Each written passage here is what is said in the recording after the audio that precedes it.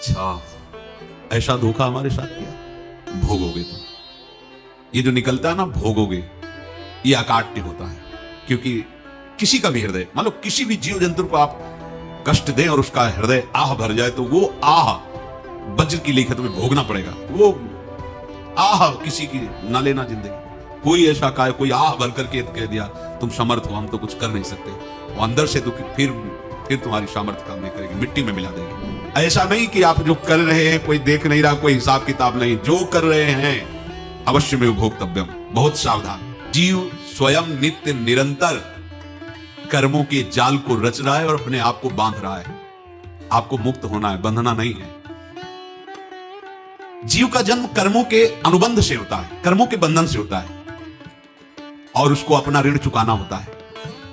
कर्मानुबंध ये बहुत सूक्ष्म विषय है। जैसे आप जिस परिवार में जन्म लिए हैं, तो उस परिवार के लोगों से आपका ऋण है, इसलिए उसी परिवार में आप आए हैं। और ऋणानुबंध, उसको बिना चुकाए या बिना वसूल किए आप वहां से जाएंगे नहीं। आपको लेना है तो वसूल करना है, और देना है तो चुकाना है।